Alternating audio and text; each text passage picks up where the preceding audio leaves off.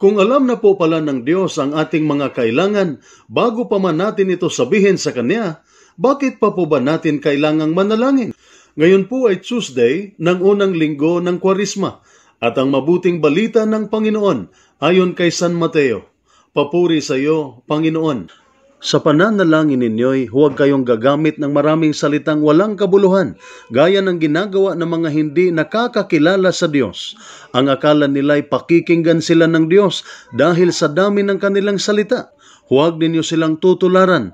Alam na ng inyong Ama ang inyong kailangan bago pa ninyo ito hingin sa Kanya. Ganito kayo mananalangin.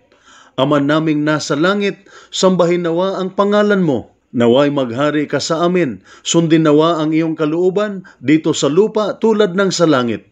Bigyan mo kami ngayon ng aming kakainin sa araw-araw. At patawarin mo kami sa aming mga kasalanan tulad ng pagpapatawad namin sa mga nagkakasala sa amin. At huwag mo kaming hayaang matukso, kundi iligtas mo kami sa masama.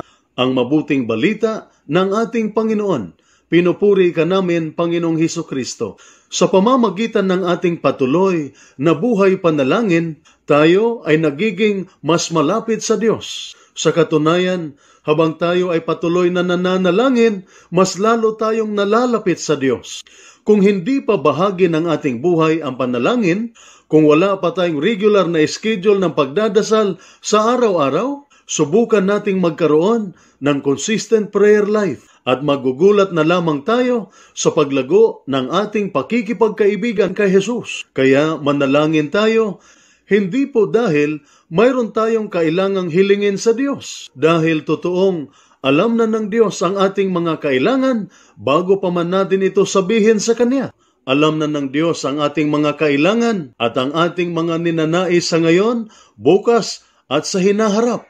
Nananalangin tayo dahil gusto nating maging malapit na kaibigan ng Diyos. Kapag tayo ay nananalangin na may kabanalan, ang ating buong pagkatao ay nakikipag-usap sa Diyos, nakikinig siya, at sa katahimikan ng ating puso, siya ay nagsasalita sa atin. Maririnig natin ang Diyos na bumubulong sa atin kapag tayo ay nananalangin na may katapatan at kabanalan. Kapag lagi tayong nananalangin ng buong pagkatao natin ay nakatutok sa Diyos, mas lalo tayong lalago sa ating malapit at pakikipagkaibigan sa Diyos. At darating ang panahon na hindi na tayo nagsasalita sa harap ng Diyos sa ating panalangin. Luluhod na lamang tayo at tahimik at hahayaan nating ang ating puso ang magsasalita sa ating maawain, mahabagin at mapagmahal na Diyos. Muli, kung alam na po ng Diyos ang ating mga kailangan bago pa man natin ito sabihin sa Kanya, bakit pa po ba natin kailangang manalangin? Ito po ang salita ng Diyos, ang ating gabay. Let us pray. Lord God, Almighty Father, Creator of mankind and Author of peace, those who take refuge in you will be glad and forever will shout for joy. Protect our soldiers as they discharge their duties. Protect them with the shield of your strength and keep them safe from all evil and harm. Grant them courage and hope.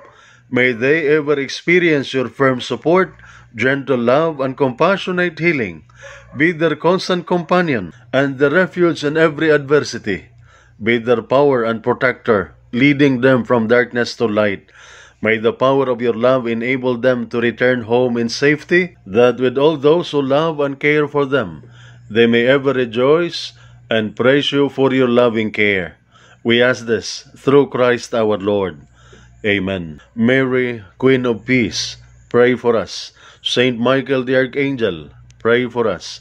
Saint Ignatius of Loyola, pray for us. At sumainyo at sa inyong pamilya ang pagpapala na makapangyarihang Diyos, Ama, Anak at Espiritu Santo. Amen.